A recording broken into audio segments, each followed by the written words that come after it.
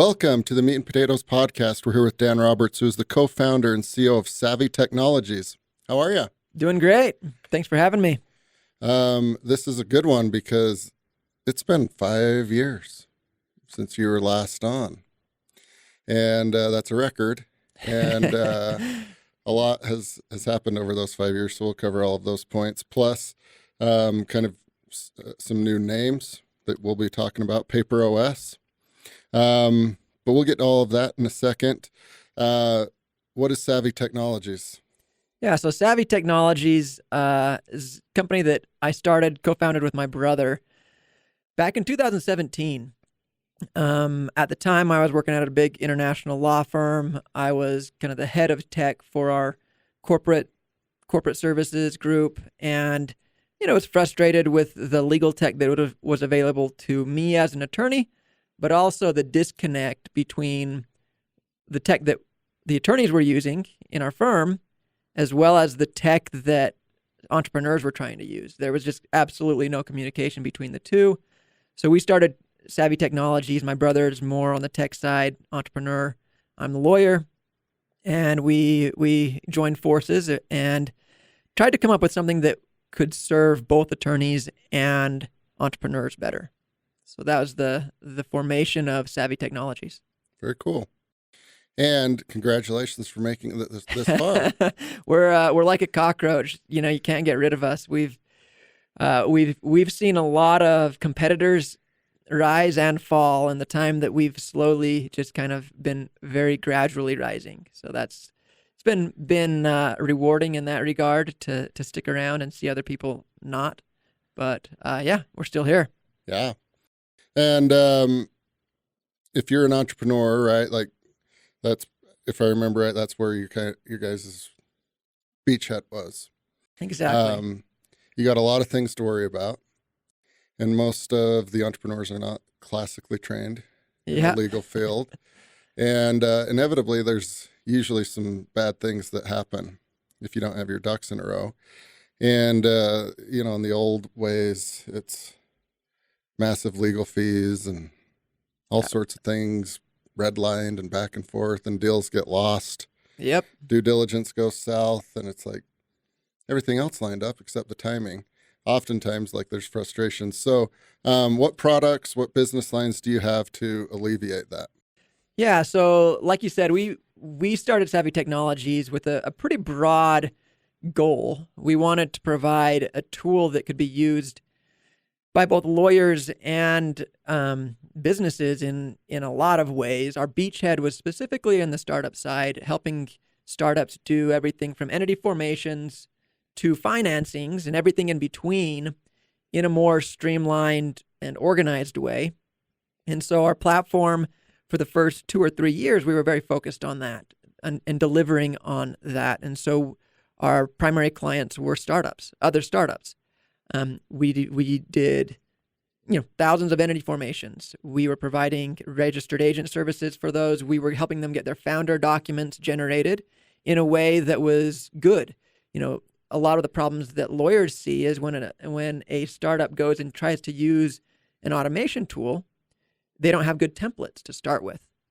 So they'll go and use LegalZoom, and then they get to a financing, and the lawyer has to come in and redo everything.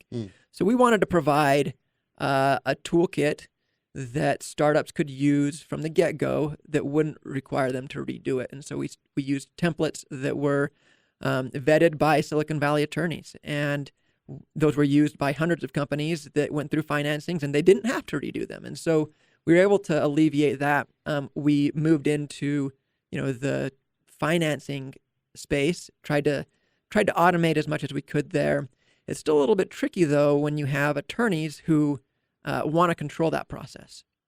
And so we realized that, after years of doing this work with business owners in the startup space, trying to work with attorneys, we had to come up with a solution where we could marry the two, the services and the tech. And so, in about 2020, 2021, Utah, well, the first problem is that you can't provide legal services as a tech company. You have to be a law firm. You can't have non-lawyers who own a legal services business.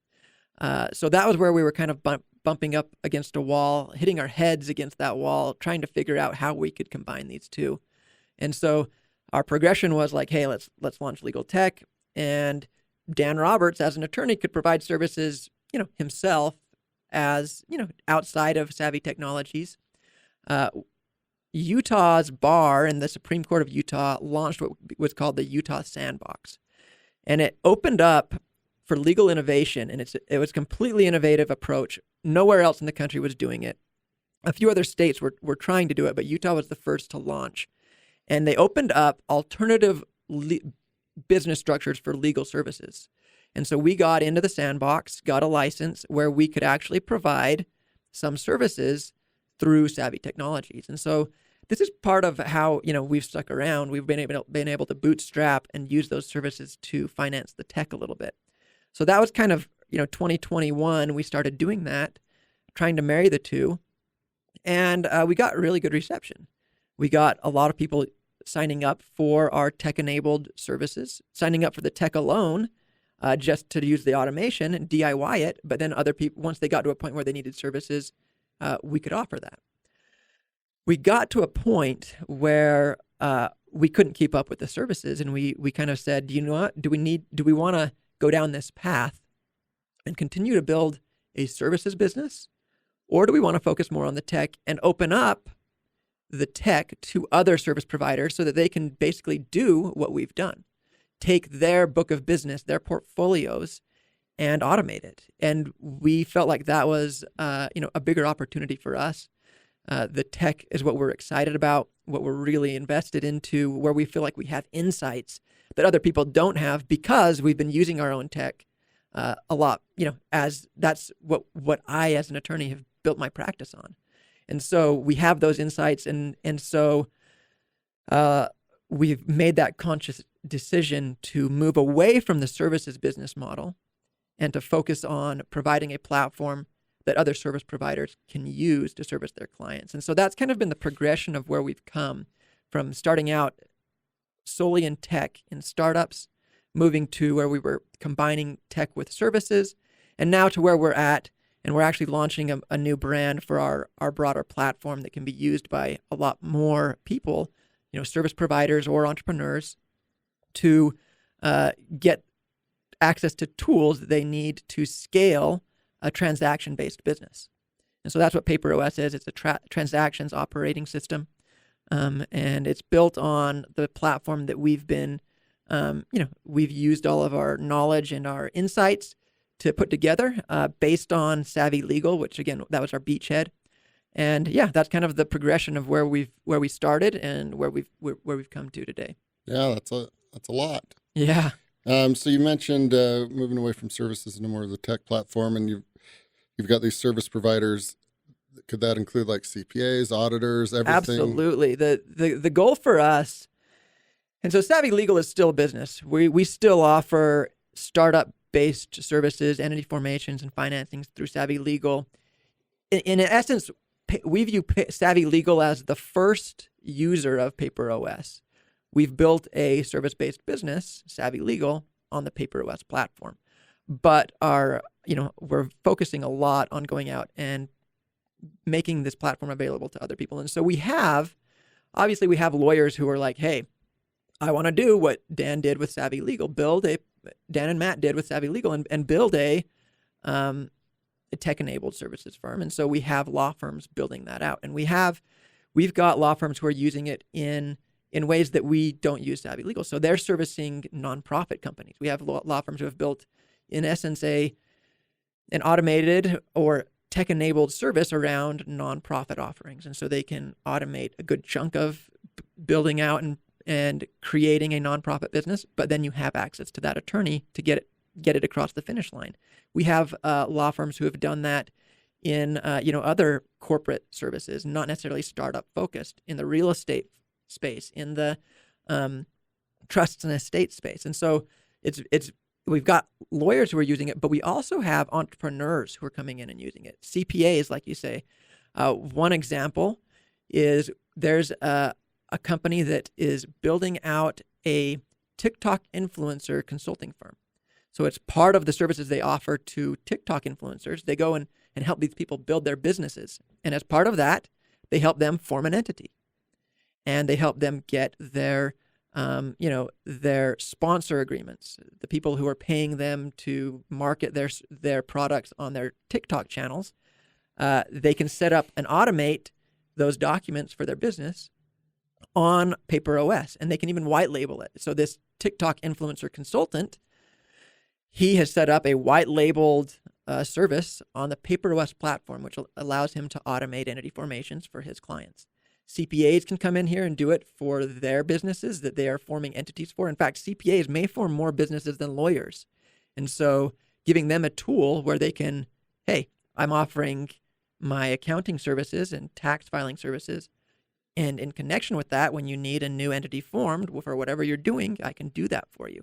And I have that tool through PaperOS. And so they can white label that if they want, or they can just build out a library or a toolbox on the PaperOS system. And so PaperOS can be used almost like an app store for service providers. And so somebody can go form a workspace on PaperOS and say, you know what, I want to use this law firm's entity formation templates.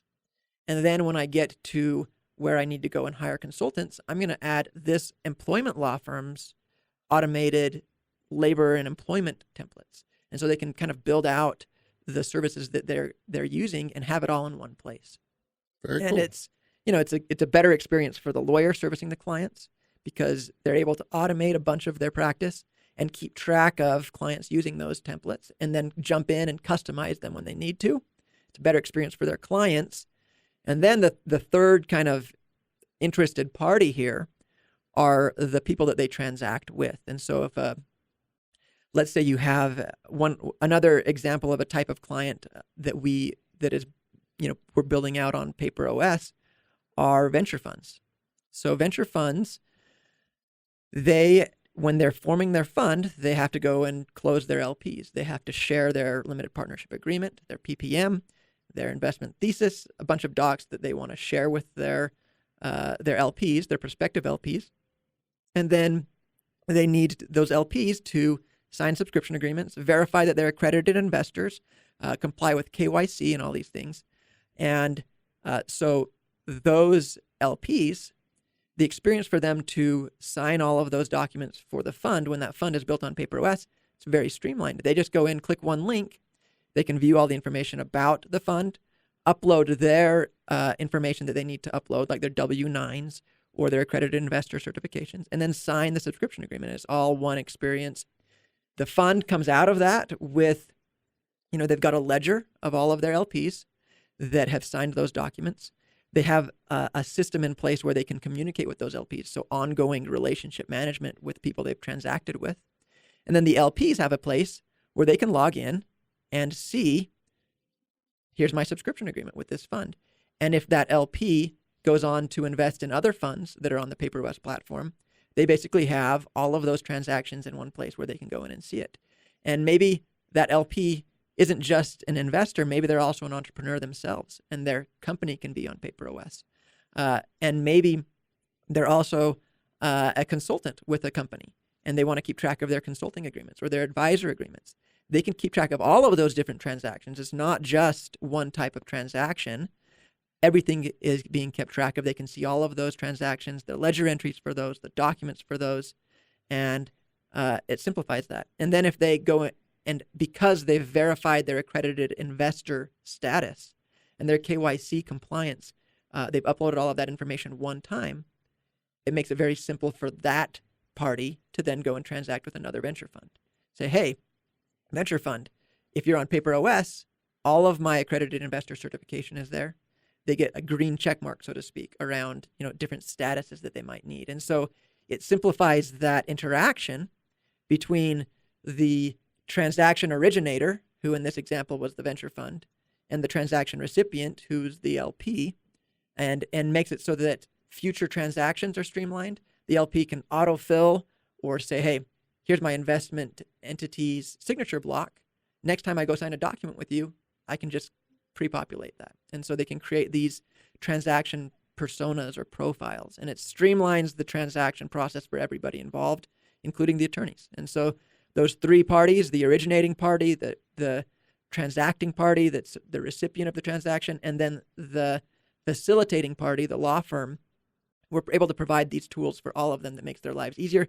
And for once, for the first time ever, everybody's talking to each other. You don't have law firms using tools over here that don't talk to the tools that the entrepreneurs or the fund managers use over here. Everything is speaking to each other. And so that's kind of the direction we've been pulled. We've had, like I said, we started in the startup space. The first new product that we had was when some of our clients said, "Hey, you're automating all of this documentation for startups. Could you do this for our SPV investment vehicles? Entity formations here are, subscription agreements for our investors. We're doing high volume of documentation. Transactions, we're doing those at scale. And we need something that can do what you've done for startups in the syndicate space." And so we branched into that because people were pulling us in that direction. And that was kind of our second product at Savvi. Syndicate investment vehicles.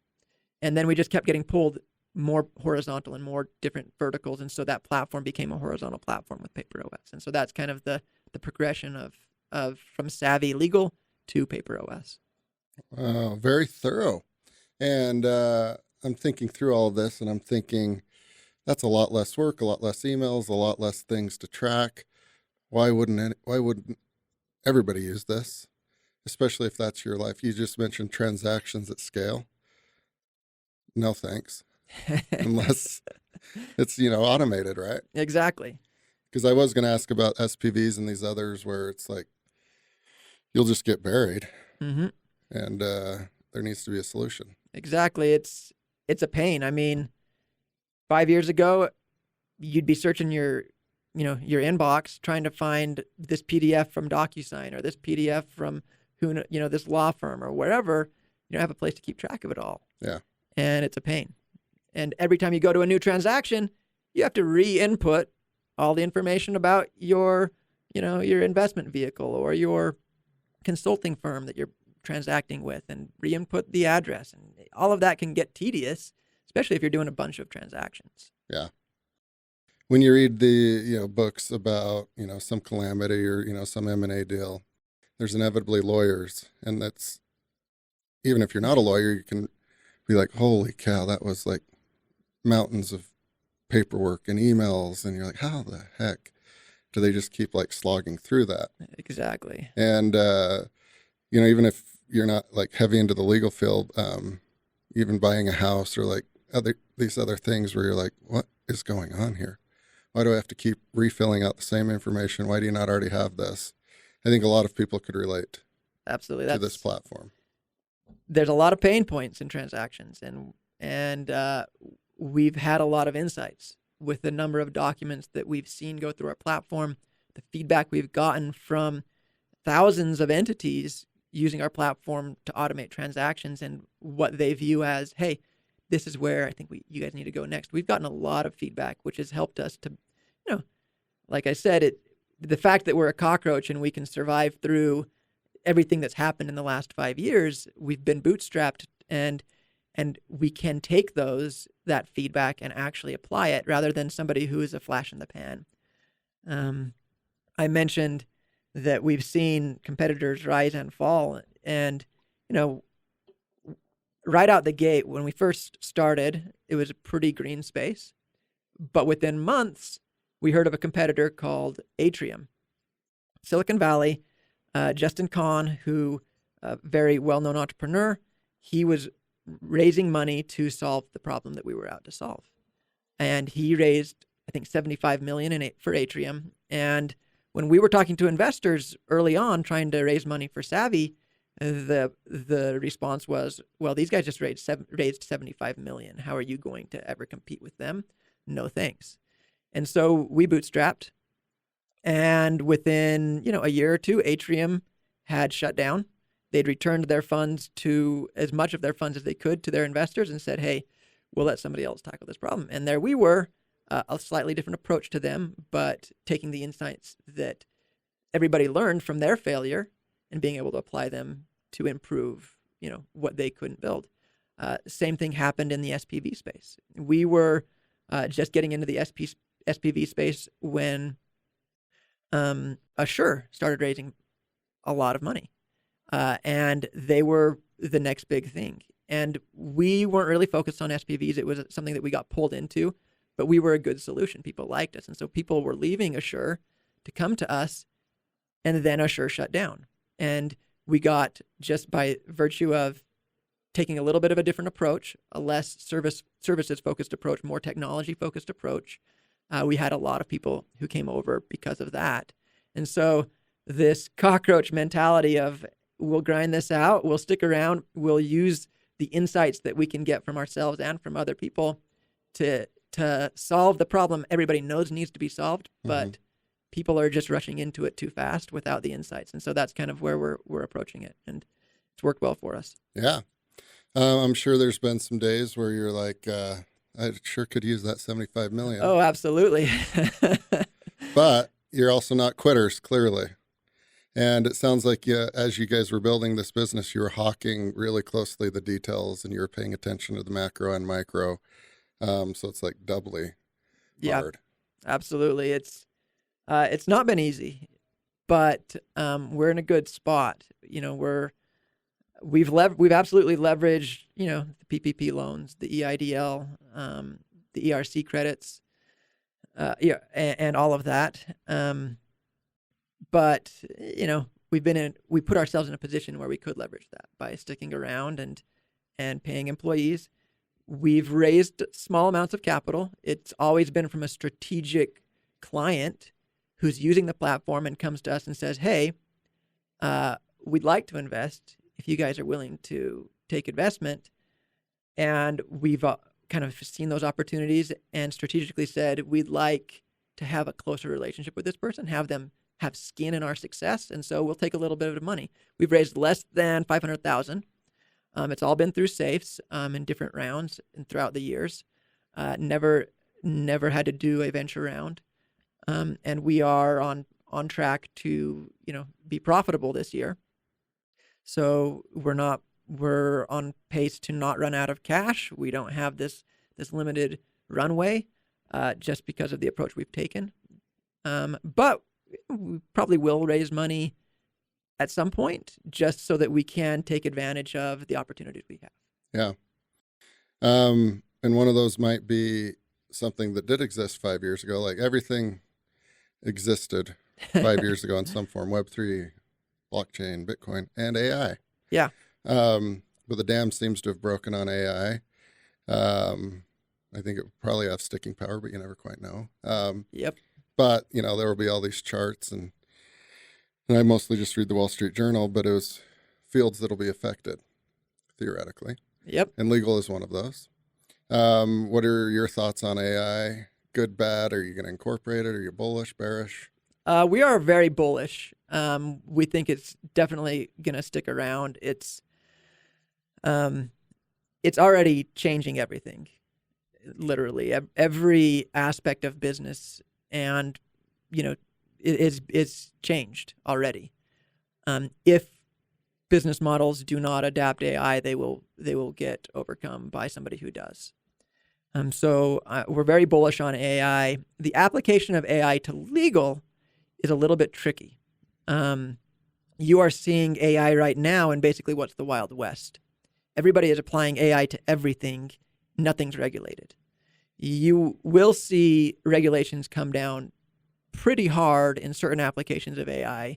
You'll see AI come up against copyright infringement, for example. You'll see AI come up against, all sorts of other areas of regulation, and you'll see innovations in that. You'll see people come up, and this will happen probably, if it hasn't happened already, a version of an open source license that allows people to AIs to access copyrighted materials. And so the copyright issue will be overcome with open source licenses that are specific to AI. So you'll see regulation come down. You'll see innovations happen. AI will come out of that still as an incredibly impactful tool and outcome. So the legal application there, where I think you're going to have and it's to be determined. Who knows where it will end? But I expect that state bars are going to come down hard on AI providers, AI tools, and basically say, hey, you are providing legal services if you're providing legal advice to people or you're generating legal documents just straight from AI without lawyer input. You're going to get that restriction come down from state bars everywhere. There's going to be, I mean, for example, one thing that, lawyers view as, the reason why the legal services industry is kind of this, it's a professional industry. It has this ethical protection or ethical layer that protects them from being supplanted by an AI is the fact that a lawyer is on the hook if they give bad advice. You can't work around that. You personally, as a lawyer, are putting your reputation, your career, and your personal net worth on the line when you give somebody advice. And AIs don't have that ethical kind of protection. You can't really rely on that. And so you'll see, basically, if an AI is giving advice, you'll probably see liability shoot through the roof for an AI company. So they'll want to shelter themselves and probably limit themselves to providing tools to lawyers who can then use the AI to make themselves more efficient. And so I think that AI in the legal space will filter through lawyers. I don't think AI is going to supplant lawyers. It's going to make lawyers more effective and more efficient. You're not going to be able to just go onto an AI and say, draft me a Series A preferred stock purchase agreement. Well, maybe you will be able to, but there'll probably be a lot of caveats around that. And you might, if you're smart, you probably won't rely on an AI-generated legal document without a lawyer looking over it. Yeah. And so if AI does work in that legal space, you're going to see a lot of disclaimers. You're going to see recommendations that you still talk to a lawyer. Yeah. So that's probably where AI in the legal field is going to go. The other space, from our perspective, there's a lot of ways that we can leverage that in the transaction space. And so I've talked about these kind of three stakeholders in a transaction. You have the person originating the transaction, and AI being able to trigger a transaction is going to be important. And so where that comes into play is these plugins that AI can play with.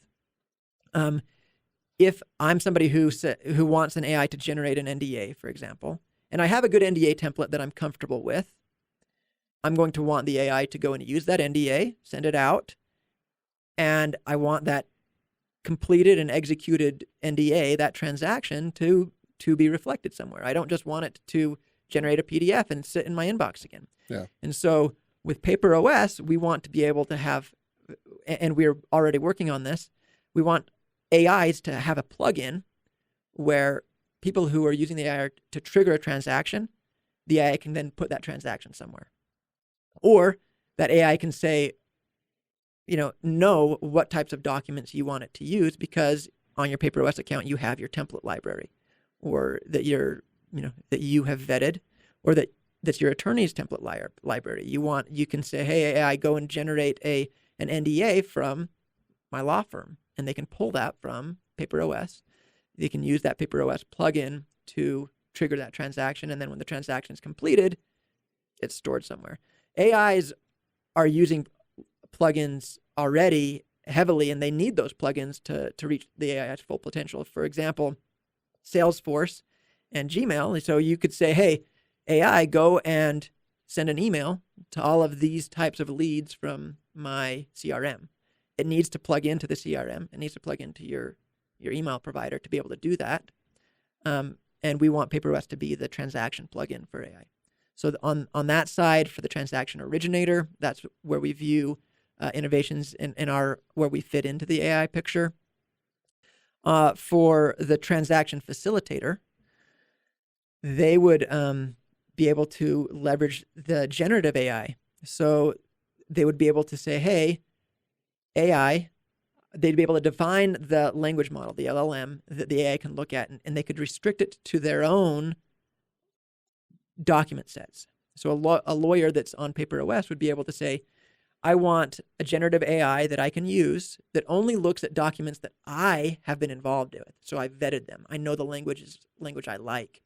But then they can still use that GPT, the generative feature, where it's say, hey, draft up a document using my language model set that does these things. And it can at least give them an initial template that they can then take and tweak and polish and get to a good spot. And then it gets them, let's say, 40% of the way there, or 30% of the way there, or maybe 70% of the way there. Yeah. That allows them to be more efficient in their time.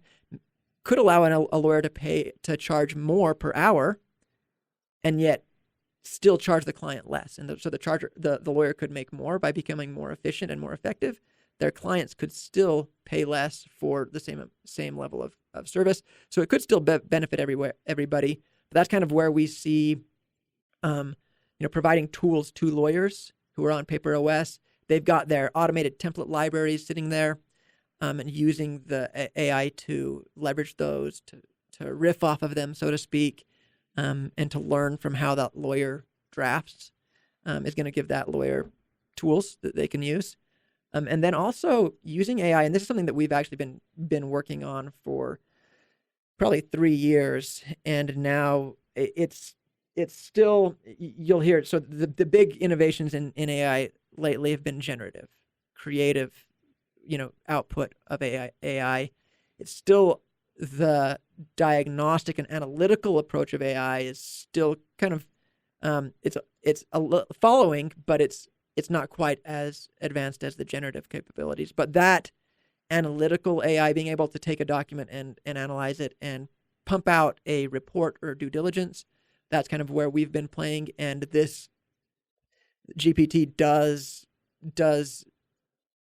accelerate exponentially the ability to analyze documents. And so giving lawyers the ability to say, hey, here's 100 documents from a client, that I'm performing due diligence on.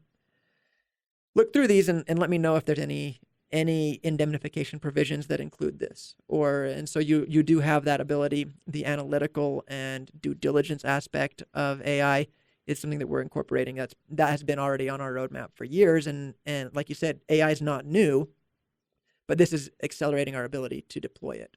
And so that'll be a tool that our users can leverage in the near future. Very cool. I'm kind of just viewing the attorney that's you got to review this 100 transactions, missing like soccer games and family dinners, but now they might not have to, right? Exactly. And my vision, when we first started Savvi Legal, and now even more so with PaperOS, lawyers want to become tech enabled. That used to mean automating your practice. That was it. Mm-hmm. For PaperOS, what that means is automating your practice, incorporating AI tools, and giving your clients an interactive client portal. So it's not just you using those tools, but it's allowing you to interface with your clients.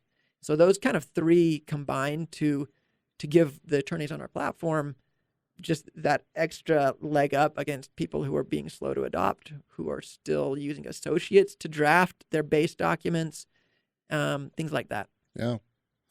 Should be a win-win-win, it sounds like. Yeah, as long as we can get adoption. Yeah. Being the CEO of Savvi Technologies 5 years ago versus today, there's probably a lot of lessons learned, but what can you boil it down to, maybe a couple? Yeah, absolutely. And when we started Savvi Technologies, my brother Matt, my co-founder, who's still here, he was the CEO, and I deferred to him. He was more in this tech space, knew a lot more about operating a tech company. I had the legal expertise, the industry knowledge, so to speak, of what we were doing, and so he was the CEO, and we worked very closely. He was CEO, I was president.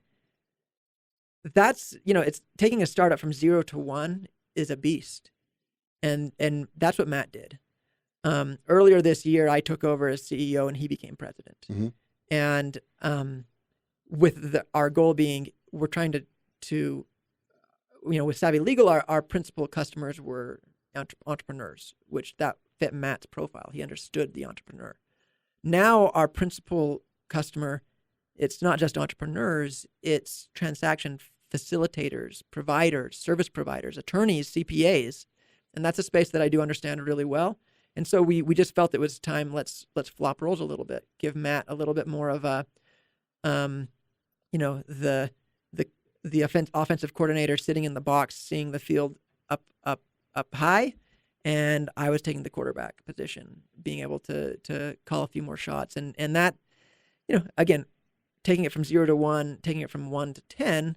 That's kind of the difference there, and now we are a little bit farther along. We're not just a startup without any technology trying to prove out our MVP and our product market fit.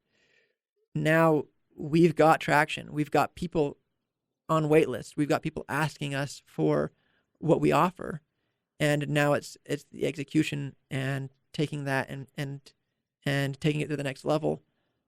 Still looking at our bank account every month and seeing, okay, how long will this get us? How do we cut costs? Still very much in that mode. But yeah, it's a different beast. We aren't, 5 years ago, we were trying to figure out how we could hire a developer and on equity alone. Now we can pay them a little bit. We're still gotta pay them equity. And so it's a little bit of a different beast. Yeah. Well, for me sitting here, like you guys were taking grenades for the last 5 years, and I get to hear the story. So I've got the easy part, but it's always impressive to me to hear like these stories, the evolution. Obviously, you guys have adapted and built the team, and you've flip-flop roles, and you guys are still good brothers, it sounds like. Absolutely. We still get into wrestling matches now and then, but we still hug it out afterwards. Yes, very cool. Thank you so much, Dan, for taking the time to join. I knew you guys were doing a lot of different things. I am now much more informed on what y'all are doing, and congrats on making it this far and getting in a position where you're just going to go quicker, it sounds like. Yeah, I appreciate you guys having me. Appreciate it, Garrett. You bet. Thank you.